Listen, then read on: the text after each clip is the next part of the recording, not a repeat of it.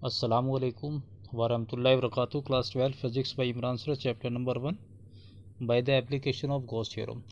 Electric field intensity due to an infinitely long thin plane sheet of a charge. ये plane sheet है आपके पास, thin plane sheet. इसी sheet का आपको इलेक्ट्रिक फील्ड इंटेंसिटी आपको कैलकुलेट करना है। ये एक्चुअल में क्या प्लेन सरफेस है आपका। देखिए, क्योंकि भाई यहाँ पर एप्लीकेशन गॉस थ्योरम की है तो यहाँ पर आपका सरफेस क्या क्लोज सरफेस होना चाहिए। तो क्लोज सरफेस को आपको यूज़ करने के लिए एक आपने सिलेंडर आपने पास कराया फ्रॉम द सेंटर। तो ये दिख रहा है, सेंटर से पास कराया। अब यहाँ पर जो सेक्शन है, इन्होंने यहाँ पर क्या है, नंबर ऑफ सेक्शन में डिवाइड किया है। Section A and section, section B and section. ये सेक्शन सी हमें जो नज़र आ रहा है सेंटर पर नज़र आ रहा है। तो यहाँ पर जो आप इलेक्ट्रिक फील्ड जो कैलकुलेट करेंगे, सेंटर से जो एंड सेक्शन है, जो डिस्टेंस आर है, ए पे कैलकुलेट करेंगे। इसी तरह से आप यहाँ पर बी पे कैलकुलेट करेंगे। और ये जो लेटर सरफेस है आपका, ये कर्व सरफेस है सी पॉइंट, यहाँ पर आप कैलकुलेट करेंगे। अब ये आपका क्या क्लोज सरफेस आपको मिल गया। अब ये क्योंकि यहाँ पर चार्जेस क्या पॉजिटिव चार्जेस हैं, और ये आप ऑलरेडी जानते हैं इलेक्ट्रिक फील्ड जो पास होता, इलेक्ट्रिक फील्ड का जो डायरेक्शन होता है अवे फ्रॉम द सरफेस होगा, क्योंकि यहाँ पर जो चार्जेस क्या है पॉजिटिव है। ये आपका एंड सरफेस पे आपको कैलकुलेट करना है। इसका जो सरफेस एरिया क्या ds है, इसका डायरेक्शन भी क्या है, सेम डायरेक्शन है टूवर्ड्स द इलेक्ट्रिक फील्ड।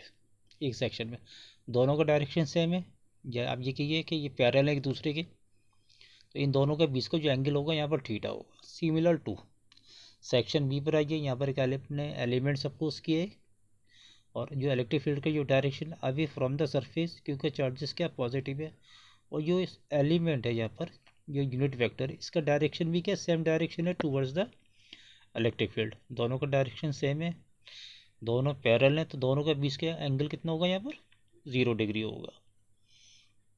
तो ये आपका जो सरफेस है लेटर सरफेस या कर्व सरफेस है। तो यहाँ पर जो सरफेस एरिया है या यूनिट वेक्टर है या वेक्टर एरिया, तो यहाँ पे जो डायरेक्शन है इसका अवे फ्रॉम द सरफेस या that is a perpendicular to the surface. तो इलेक्ट्रिक फील्ड और जो आपका एरिया वेक्टर है, इन दोनों का जो बीच का एंगल होगा 90 डिग्री होगा, क्योंकि ये एक दूसरे के कितने डिग्री पे है 90 है। तो यहाँ पर आप क्या है गॉस थ्योरम आप यूज़ करेंगे। यहाँ पर सेक्शन कितने होंगे, section A, section B, section C. Gauss theorem आपके पास क्या है, phi equal to close surface integral E D S equal to Q by epsilon naught. तो यहाँ पर सरफेस कितने तीन है, ए बी सी। तो आप 3 बार यूज़ करेंगे यहाँ पर, section A, section B, section C. ये वेक्टर फॉर्म में लिखा है, E vector dot D S vector 3 times आपने लिखा है यहाँ पर। जब आप इसको मैग्नीट्यूड फॉर्म में कन्वर्ट करेंगे तो यहाँ पर क्या कॉस थीटा से मल्टीप्लाई हो जाएगा, ई डी एस कॉस थीटा, ई डी एस कॉस थीटा, ई डी एस कॉस थीटा, और जो वेक्टर का सिंबल है वो यहाँ से क्या ख़त्म हो जाएगा। ये वेक्टर फॉर्म है और ये मैग्नीट्यूड फॉर्म है। सेक्शन ए पर आइए। जो आपका सेक्शन ए, यहाँ पर आपने देखा इलेक्ट्रिक फील्ड और एरिया वेक्टर का डायरेक्शन सेम है। यहाँ पर एंगल कितना था 0, तो यहाँ पर थीटा कितना हो गया 0, तो cos 0 कितना होता है 1, तो यहाँ पर बचा है EDS। सेक्शन बी पर आइए, यहाँ पर भी डायरेक्शन सेम है, थीटा कितना था 0, तो cos 0 1, क्या बचे यहाँ पे EDS।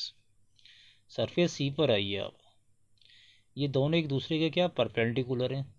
थीटा कितना 90 डिग्री का, तो cos 90 कितना हो गया 0, 0 से मल्टीप्लाई करेंगे ये पूरा 0 हो जाएगा।